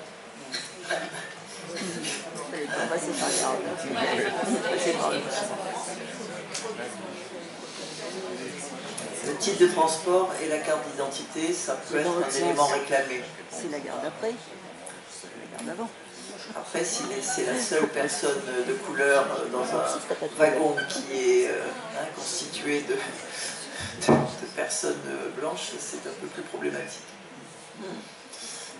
Cependant, vous pouvez demander à être, du coup, quelquefois ça les ennuie beaucoup, hein, on l'a fait ça une fois, en disant mais vous contrôlez le monsieur là, et non, moi, contrôlez-moi. Oui, j'ai une question sur la loi qui vient d'être votée. Non, pas tout de suite. Par rapport à ce que tu as dit, est-ce qu'elle aggrave, est-ce qu'elle maintient la situation actuelle? Est-ce qu'il y a des... Alors, on n'en est pas à ce qu'elle ait été déjà votée. Hein. Elle l'a été par l'Assemblée parlementaire. Elle est en débat à la commission sénatoriale, qui a largement aggravé déjà ce qui était sorti de l'Assemblée nationale, donc ce n'est pas une très bonne augure. Et elle sera présentée au Sénat le 19 juin, en réalité, avec effectivement toutes sortes de reculs qui sont des reculs par rapport à ceux qui avaient été précédemment, les amendements précédemment adoptés par l'Assemblée, sur les délais de recours, sur les temps de rétention, puisqu'ils sont férocement attachés à l'augmentation du temps de rétention, alors que tout le monde sait que pour avoir des documents de retour, si au bout de 15 jours on ne les a pas, il n'y en aura pas. Donc aller à 90 jours, c'est parfaitement stupide. Ce qui est beaucoup plus inquiétant, c'est quand même les délais diminués pour aller devant la Cour nationale du droit d'asile, puisque la Cour nationale du droit d'asile, c'est quand même les premiers juges, les premiers magistrats qui sont rencontrés par les personnes déboutées, puisqu'ils sont en l'état d'un rejet de l'OFPRA, qui ne sont pas une juridiction, et que là, on va encore restreindre le temps dans lequel ils peuvent faire ce recours, alors qu'on sait que c'est compliqué, que le dossier est compliqué à mettre en œuvre, qu'il faut être très circonspect sur ce qu'on y met, bon, qu'il y a quand même peu, à l'arrivée de personnes qui sont retenues et qui voient leur recours satisfait, donc il faut être attentif. Il y a des réexamens qui sont quand même la dernière chance, donc bon. Et parallèlement, ce qui est très choquant, c'est que parallèlement, on tente de faire en sorte que les personnes qui sont donc, du fait qu'ils sont déboutés en situation donc irrégulière, puissent voir leur expulsion alors elle accélérée par le fait que leur recours ne devienne plus suspensif. Et ça c'est dramatique parce que ça veut dire que l'effectivité du recours au droit n'existe pas. Or, qu'est-ce qui fait un état de droit? C'est non seulement qu'on puisse saisir un juge, mais qu'on puisse le saisir utilement. C'est-à-dire qu'on puisse effectivement au moins y accéder. Tandis que si la personne, elle est entre deux, alors qu'elle attend sa décision expulsée, parce que du coup là, on s'est donné du temps au juge qui statue éventuellement sur l'interdiction du territoire français et l'expulsion, là on lui donne un petit peu plus de temps, parce qu'entre-temps, si c'est pas suspensif, on va pouvoir l'expulser. Donc c'est d'une perversité quand même absolue. Et alors s'agissant des mineurs, on va voir ce qui sort de là, mais bon, l'amendement qui était proposé, qui est scandaleux, qui est exactement la réponse à nos ordonnances. Bon, alors je veux bien qu'on prête beaucoup de... ça fait plaisir de voir qu'on les a bien lus, mais on vient de dire que tout ce qu'on a dit comme garantie, qui sont l'appel du procureur, le jour franc, l'administrateur ad hoc, etc., tout ça ne pourrait pas exister aux frontières terrestres, c'est-à-dire la nôtre. Donc, il y a des droits, oui c'est vrai, c'est inscrit, d'accord, mais allez les faire valoir à la frontière italienne extérieure, c'est-à-dire aux frontières extérieures de l'espace européen, ne venez pas les faire valoir sur les frontières terrestres. Donc ça, bon, il semblerait qu'il y ait eu quand même des résistances à l'Assemblée nationale sur ce point. Il va falloir savoir qu'est-ce qu'il en sort au Sénat, puisque après on a les venues entre les deux chambres. Mais bon, c'est très inquiétant, et ce qui est très inquiétant, mais c'est pas simplement dans cette matière, très sincèrement, moi à la base je suis travailliste, je fais du droit du travail, bon. Donc El Khomri, tout ça, enfin bon, mais l'élaboration de la loi actuellement fait vraiment problème. On n'est plus dans une élaboration d'une règle qui est celle du vivre ensemble. Bon, on est là à détricoter ce qu'on a pu, à un moment donné, arriver à faire valoir devant les hautes juridictions. Que ce soit le Conseil d'État, que ce soit la Cour de cassation, eh ben, ah bon, ils ont décidé des choses pas possibles, on sort une loi qui vient évidemment à l'encontre très exactement de ce qui a été gagné. Et ça, c'est hallucinant quand même, parce qu'en matière d'asile, je ne veux pas rappeler quand même que c'est un droit fondamental, et qu'en matière de droit fondamental, la loi ne peut pas restreindre la liberté, elle ne peut que, ou le droit, elle ne peut que l'organiser. Bon. Et là, par contre, ce qui est en train de se faire, c'est que l'on restreint effectivement le droit d'asile. Il est déjà largement bafoué, comme on l'a dit, mais là, ce serait inscrit dans le texte législatif, alors que rien ne s'impose, qu'il n'y a pas de bilan sur la dernière loi d'ailleurs. On est à 2 ans de la dernière loi votée. Il n'y a rien qui vient expliquer, sinon l'opinion publique et d'autres dispositions très populistes que nous prenons, mais en attendant, rien ne nécessite ça, rien. Voilà, donc les difficultés, moi je ne suis pas, je ne m'occupe pas plus particulièrement du droit d'asile, mais enfin tous ceux qui sont très présents devant la CNDA sont extrêmement inquiets, d'autant que la présidente de la CNDA vient de faire une déclaration hallucinante dans laquelle elle dit qu'il y a 48 000 dossiers en souffrance, que si elle n'a pas de moyens supplémentaires, il y en aura je ne sais plus combien à la fin de l'année 2018 et pire en 2019, et que donc elle est dans une gestion quand même des flux. Bon, et que ça veut dire que la manière dont les dossiers sont traités, si en plus on lui demande à la Cour de traiter en 6 mois ou d'avoir des délais de traitement extrêmement rapides avec des entrées dans le processus d'appel restreint, j'aime autant vous dire que la qualité des décisions vont quand même en prendre un coup, et c'est quand même assez rare de le dire, que les rédacteurs de la CNDA étaient en grève pendant, je crois qu'ils ont tenu à peu près 3 semaines, ce qui est énormissime, avec quand même des textes, des communiqués qu'ils ont pris qui sont très inquiétants. Hein, alors que ce ne sont pas des gens habituellement qui ont ce mode d'action, d'expression. Et il faut bien que ça soit grave pour qu'ils en arrivent là. Hein, voilà. Bon, donc, on ne sait pas ce qui va sortir, mais en attendant, on n'est pas très optimiste sur le texte qui va être malheureusement voté. Mais bon, je fais juste une petite parenthèse parce que j'ai envie de vous dire, le projet justice entre nous n'est pas terrible non plus, et il va être voté. Ici, comme tout le monde, je tiens à vous remercier pour tous les efforts que vous faites et toutes les associations, parce que je ne suis pas membre de ça, et c'est assez admirable. J'étais prof d'histoire géo, et je pense que personne ne le sait ici, pas que j'étais prof d'histoire géo, mais il y a plus de 10 ans en terminale, tous les manuels de terminale, ou les manuels de première, puisque l'Europe était au programme de première, précisaient que l'Union européenne est incapable d'avoir une politique de l'immigration. C'est-à-dire que tous les élèves de terminale pouvaient composer au bac sur ce sujet, et ce qui nous laisse à une lourde interrogation sur ce qu'on apprend à l'ENA, chez Rothschild, et sur la capacité mentale de gens qui, manifestement, ne seraient pas capables de répondre à une dissertation du bac sur la question des frontières vue par l'Union européenne. D'où ma question. Vous avez signalé donc des signalements de 3000 mots à la Cour européenne. Il y a des instances... Non, c'est pas la Cour, c'est le Conseil de l'Europe. Ah, au Conseil de l'Europe. C'est très particulier. C'est très particulier, je sais.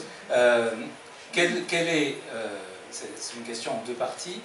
De quelle façon les textes actuels qui régissent actuellement l'Union européenne sont-elles protectrices par rapport aux dérogations qui peuvent se faire en France ou aux pratiques qui sont faites aussi par des incompétents aux frontières? Et quel est le poids d'une décision du Conseil de l'Europe? Est-ce que vous avez eu des réponses et quelle est leur portée? Alors, on l'a pas présenté. En fait, on n'a pas présenté ce recours parce que la France a régularisé en fait la situation en notifiant sa décision. Hein. Il y a notamment des rapports qui devraient être faits, dont on n'a jamais pu avoir les écrits, sur l'évaluation de ces blocages de frontières. Ceci dit, ce sont des règles exceptionnelles qui sont ouvertes à la France, comme à tous les pays européens qui s'en servent ou qui ne s'en servent pas. Hein, bon. Les motivations, en fait, c'est... Non, mais les motivations, au départ, c'était l'état d'urgence et le fait que la France risquait encore des attentats. Quand on a arrêté l'état d'urgence, en intégrant tout dans la loi commune, hein, bon. Mais il n'empêche qu'on a maintenu les mêmes motivations, c'est-à-dire le risque d'attentat, etc., etc. Et ça, les États et ceux qui nous gouvernent en Europe n'ont pas du tout l'intention de mettre à mal ces dispositions exceptionnelles. D'autant mieux qu'elles sont en train de nous pondre un Dublin 4 qui risque d'être pire que le Dublin 3, hein, avec une série d'interfaces sur des éléments de reconnaissance des personnes irrégulières sur n'importe quel territoire de l'Europe en temps réel. Je veux dire que ce que l'on a comme information qui est un Vergia qui de temps en temps nous informe un peu des choses, c'est assez inquiétant aussi, hein, parce qu'on ne va pas du tout dans autre chose qu'une gestion fermée des flux. Je voudrais quand même rappeler qu'en juillet 2017, la France, l'Allemagne, l'Italie et je ne sais plus quelle autre, et la Grèce, ont pris des résolutions absolument dramatiques pour maintenir les personnes migrantes au plus loin des frontières externes, quitte à faire qu'ils soient refoulés. Et c'est très exactement ce qui se passe aujourd'hui, puisqu'on fait tout pour qu'ils n'abordent même plus les côtes. Hein? Je ne veux pas parler de l'Aquarius parce que c'est un drame absolu, mais je veux dire que les accords qui ont été pris, et principalement l'accord avec la Libye, qui est un pays qui n'existe que par qui n'est même pas représenté par un État digne de ce nom, avec qui on traite quand même, hein, et ça coûte très très cher, font qu'aujourd'hui, les bateaux libyens vont jusqu'à empêcher les repêchages des victimes au-delà de leurs eaux territoriales, ce qui est déjà totalement impossible. Hein. Ils repêchent les personnes et les ramènent en Libye. Je ne vous cache pas que le sort des personnes, là, quand même, est malheureusement direct, hein, prison, torture et tout ce qu'on veut. Mais c'est exactement ce qui se passe actuellement. Et d'ailleurs, l'Italie dit bien qu'il y a moins d'arrivées, sinon quelques navires, voilà. Mais bon, on génère ça quand même. Hein. Et ce sont des décisions avec des résolutions tout à fait...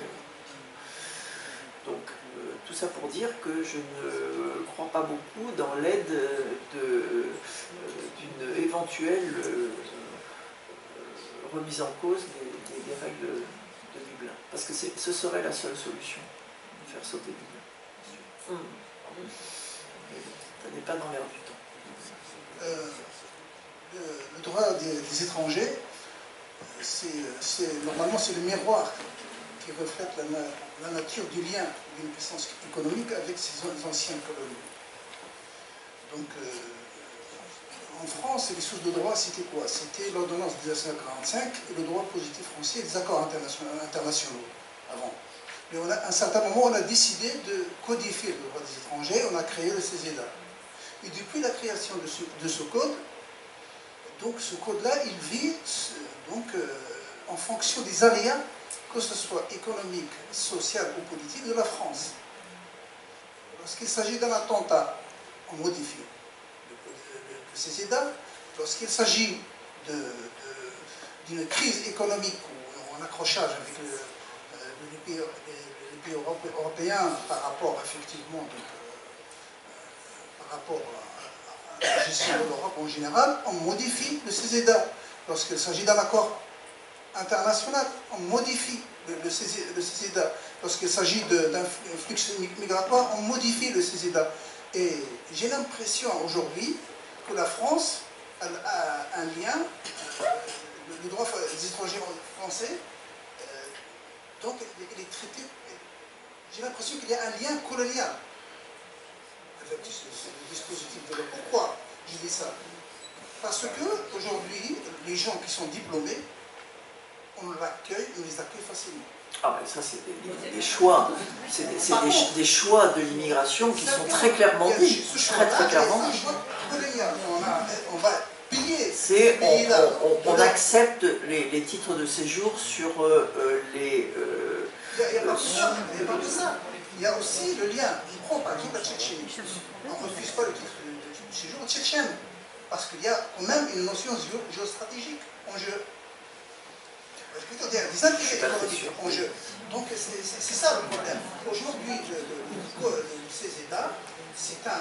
De toute façon, la loi qui régit le sort des étrangers en France, elle n'est pas différente des autres lois. Quand je dis qu'on a un vrai problème d'élaboration de la loi dans notre pays, effectivement, ça tient au CESEDA, mais ça tient à n'importe quelle autre législation quand même. Bon, on doit se poser la question à comment on élabore la loi nationale. Bon, et puis, excusez-moi, mais la loi nationale, elle est quand même votée. Bon, moi je veux bien, mais en même temps, on a quand même des représentants qui les votent. Bon, donc notre boulot aussi, quelque part, c'est d'essayer, c'est pas bien facile, mais c'est un petit peu d'essayer aussi de convaincre nos représentants. On est dans un cadre de justice, de démocratie déléguée, hein. Donc on a des leviers qui sont pas bien faciles, en tout cas qui sont séquencés par les élections, hein, et qu'à un moment donné, on se rend compte, parce que maintenant qu'on est en lien avec certains députés et certains sénateurs du fait de la loi Asile, ben, je peux vous dire que leur niveau d'information, il est quand même assez bas. Hein. Ils peuvent avoir des élans, ceux dont on les remercie, hein. Ils ont des élans de cœur, ils ont des élans en disant vous avez l'air de dire des choses justes, intéressantes, mais bon, comment nous on se dépêtre là dans le débat autour de ces éléments-là. Donc il faut aussi leur fournir de la matière, il faut essayer d'aller vers ceux qui nous représentent pour qu'ils portent une certaine parole. Après, bon, malheureusement, le loi du nombre et de la majorité fait que, mais c'est vrai qu'on est dans un gros déficit d'information et surtout de se rendre compte de ce que nous faisons de nos lois nationales. Je veux dire que j'étais très très choquée par ce mode d'élaboration. Je trouve que c'est grave dans un pays démocratique. C'est une question sans lettres. Il y a une situation qui est modifiée en Italie. Il y a un nouveau pouvoir politique, disons plutôt extrême droite. On a entendu les discours du ministre de l'Intérieur qui sont dramatiques. Donc il va y avoir des conséquences, à mon avis, très graves à notre frontière. Je ne veux pas parler sur l'ensemble de l'Europe parce qu'on voit que certains pays comme l'Autriche, l'Allemagne, etc. veulent faire un mur pour empêcher les migrants de venir. Mais là, je pense que la situation à notre frontière, elle va, je ne sais pas quelle attitude va avoir ce nouveau gouvernement italien. Alors, il a annoncé 700 000 expulsions, c'est ce que j'ai effectivement entendu, mais ce qui est quand même plus terrible, c'est que les propos qui étaient tenus avant-hier à propos justement de l'impossibilité pour l'Aquarius de débarquer, hein, étaient de dire, ben, vous voyez, il fallait gueuler un coup et ça marche. C'est ce qu'il a dit quand même. Hein. Il a dit, il faut hausser le ton et ça marche. Bon. Bon. Alors là, par contre, je pense quand même que les autres pays européens vont pas forcément le prendre bien, puisque c'est relativement facile quand même que de se dire que seule la Grèce, en tout cas pour nous, seule la Grèce et l'Italie sont quand même soumis à un problème effectif. Hein. On ne peut pas le nier, c'en est un en tout cas. Mais bien sûr que les conséquences... Alors par contre, en ce qui nous concerne, je vais vous dire une chose, c'est que on a des difficultés sur les problèmes évidemment des Dublinés qui risquent le retour en Italie. Bon. Avec des ordonnances de transfert parce que ils ont fait des demandes d'asile en Italie, etc. Pour certains qui les ont fait effectivement.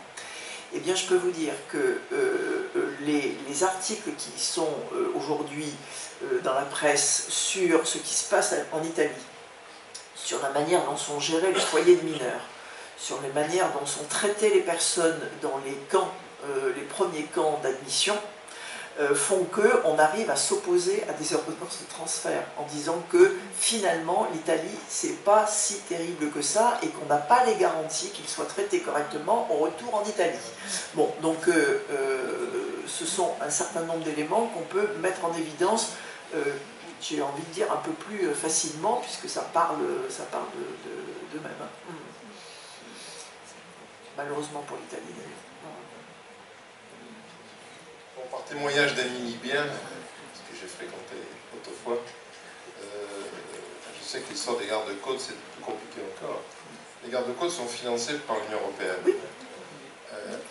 Alors que ces gardes-côtes sont des pseudo-gardes-côtes, puisqu'il n'y a pas d'institution étatique ni organisée dans le pays. Des bandes militaires. Mais ce que j'ai appris, c'est que hors des eaux territoriales, les gardes-côtes récupèrent des gens qui s'en vont, ils les ramènent, mais ils les redonnent à des passeurs. Et ils sont moyennant bakshish. C'est-à-dire qu'ils ont leur salaire de garde-côte plus le bakshish en la revente aux passeurs. Ça c'est important parce que les passeurs sont considérés comme... C'est un des arguments que l'on dit, on combat les passeurs quand on fait des mesures restrictives. Par ailleurs, moi je crois que tout ce qu'on a dit sur le confusionnisme juridique qu'ils évoquent, je pense que c'est pas seulement un accident des carences dû à la médiocrité des élus ou des administrations, ça s'inscrit dans une stratégie globale. le terrorisme il servira demain, enfin la législation sur le terrorisme servira demain à bien autre chose. C'est ce qui est il ne va pas le durer cas. 20 ans le terrorisme. Hein, non mais c'est ce qui est le cas, puisque toutes les exceptions sont maintenant dans la loi commune. Hein. Et donc il faudrait savoir vers quelle finalité on s'oriente avec cette concentration des pouvoirs et en fait la disparition des assemblées représentatives. Tout à fait. D'accord, malheureusement.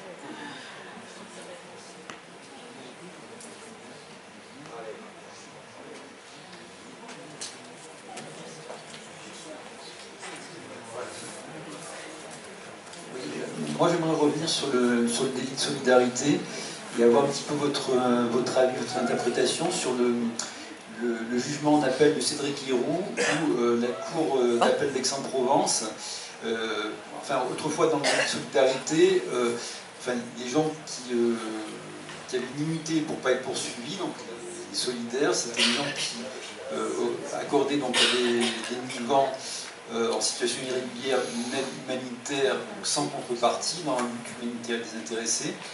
Et donc là, visiblement, d'après ce que j'ai compris, la Cour d'appel d'Aix-en-Provence, elle n'a pas limité l'aspect contrepartie à des contreparties objectives et matérielles, mais elle a inclus également des contreparties d'ordre subjectif et immatériel, c'est-à-dire notamment toute action militante, c'est-à-dire à partir du moment où on aurait une vision critique sur les politiques migratoires, sur les lois et règlements en vigueur dans ce domaine, il y aurait une contrepartie subjective et immatérielle. Donc j'aimerais avoir votre avis sur cette question. Oui, non, il y a eu des commentaires qui étaient extrêmement sévères. Hein. Alors, il n'y a pas seulement l'arrêt de Cédric Leroux, c'est la même chose pour l'arrêt de Manoni, hein, qui est très exactement sur le même schéma.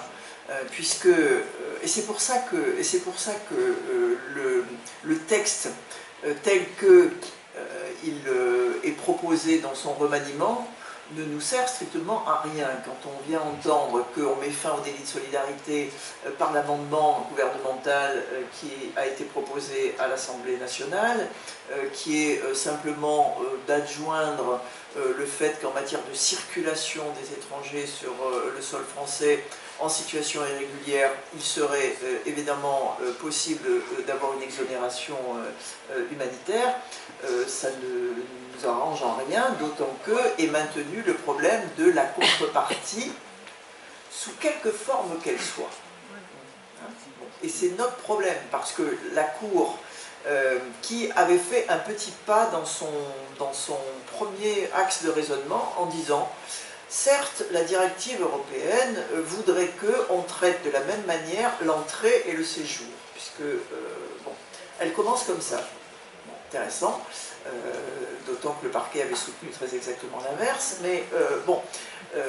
Et ils viennent dire après, attention, parce que l'action militante tant de l'un que de l'autre faisait qu'ils ne pouvaient pas ignorer le retour qu'ils ont de ces actions. Donc on n'est pas dans l'action humanitaire, on est dans l'action militante. Et vous en avez un retour parce que cette action porte ce que vous avez envie de porter.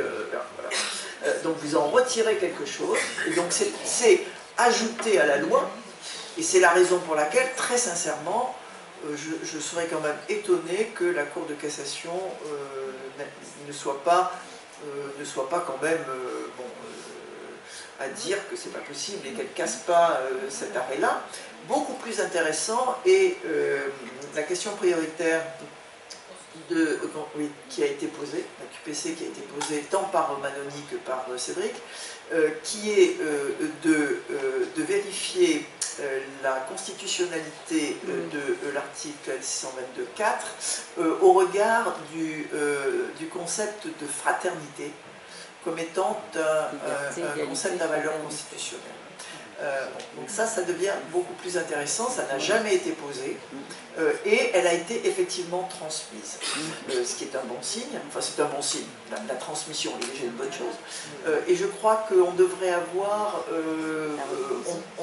début septembre, si j'ai bien noté les dates, début septembre le résultat du Conseil constitutionnel. Donc ça c'est un élément intéressant, mais bien sûr que ces deux arrêts sont absolument scandaleux. Alors le cas de Francesca que j'ai dit tout à l'heure était un petit peu différent parce que Francesca est radicalement opposée aux frontières, elle le dit, elle le soutient, elle le hurle.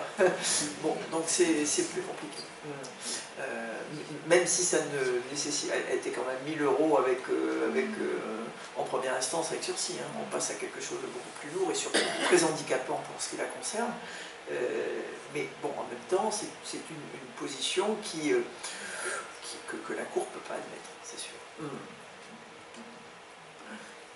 En tout cas, la seule modification possible de la loi et du texte était celle proposée soit par le CNDH, la Commission consultative nationale des droits de l'homme, qui était simplement, à partir du moment où il n'y a pas de contrepartie financière, il n'y a pas de délit, tout simplement, ou bien celle qui avait été proposée au Sénat par Esther Benbassa, effectivement, qui était autour de, en renversant, disons, seule une contrepartie financière peut générer le fait que le délit soit constitué. Bon, voilà. On risque d'avoir juste le bénéfice de la circulation, qui avait déjà été largement abordé dans le cadre du dossier de Cédric en première instance, puisque le magistrat avait bien mis en évidence que le véhicule n'était qu'un outil de mise à l'abri et de protection de personnes vulnérables. Donc, sauf à les faire passer sur un tapis volant, à un moment donné, il faut bien les faire rentrer dans une voiture. Là. Donc, le mécanisme pour faire rentrer dans l'exception humanitaire était déjà à disposition. C'est pour ça que ça n'a pas grand... Enfin, tant mieux si ça s'ajoute, mais c'est pas ça qui va nous rendre service pour les dossiers qui vont venir. Et je rappelle quand même qu'il y a les 3 jeunes personnes de Briançon, enfin de Gap, qui sont renvoyées sur octobre. On a un dossier à Calais aussi qui vient là dans quelques jours. Enfin bon, le nombre des solidaires qui sont recherchés, c'est important. Moi, je voudrais poser une autre question, c'est la question de la hiérarchie des lois. Je voudrais poser d'autres questions, c'est celle de la hiérarchie des lois, parce qu'il y a déjà une convention des Nations Unies de 1998, mais surtout le protocole de Palerme que nous avons ratifié en 2002, et qui dit que l'État doit protéger les personnes qui portent assistance aux migrants. Tout simplement. Le problème, c'est l'application directe. Voilà. Alors, le protocole de Palerme, c'est un traité international. Normalement, notre Constitution dit bien que nous devons mettre nos lois en conformité avec les traités internationaux que nous avons signés. Ben voilà. Moi, c'est ce que j'attends, tout simplement, qu'on se mette en conformité avec le traité international. Peut-être que... On va peut-être passer la parole aux spécialistes de droit international. J'ai enseigné ça pendant 40 ans. Ah ben justement. Et tu me lances. Moi, j'ai rien à dire là-dessus. Je crois que le droit international, c'est fondamentalement, ça a été longtemps un droit occidental, en fait, qui s'imposait au monde entier. Mais depuis qu'il y a des rapports de force, des contradictions très fortes dans la société internationale, etc., ça ne devient plus rien du tout. Ineffectivité, la règle de plus en plus générale, et les interprétations, n'en parlons pas. C'est ça. Bon, le problème, c'est l'application directe. Y compris dans des organes des Nations Unies, qui, par exemple, le Conseil de sécurité n'a aucune compétence pour s'occuper d'autre chose que le maintien de la paix. Or, il devient législateur aussi. Il devient législateur. Et quand il a développé les idées de sa protection des civils, justifiant des interventions armées extérieures, et aucun organe ne contrôle la légalité des résolutions du Conseil de sécurité. Donc c'est les grandes puissances qui décident, c'est-à-dire qu'on revient à des niveaux très politiques, banals. Alors ceci dit, ça ne veut pas dire qu'on n'a pas d'outils internationaux quand même à disposition, fort heureusement. Et la question, pour être en lien avec ce qu'on développait tout à l'heure, c'est la possibilité de contester le seul fait de délivrer des refus d'entrée aux mineurs au regard de la Convention internationale des droits de l'enfant. Donc, c'est une arme.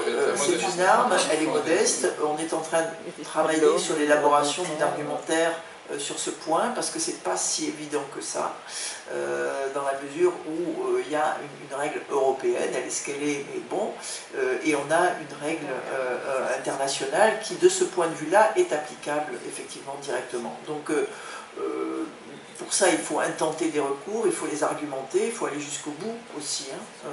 Et le problème de ce fait, c'est que ça, on ne peut pas le faire sans un requérant. Et le requérant, c'est la victime du refus d'entrée. Bon, donc on retombe un peu sur ce que je disais tout à l'heure, même si un recours administratif n'a pas évidemment les mêmes implications qu'un recours pénal. Hein. Mais en attendant, pour tout dire, je voulais le faire pour Oscar, en disant on va tenter quelque chose, sauf que si le mineur peut agir tout seul en référé-liberté, il ne le peut pas au fond.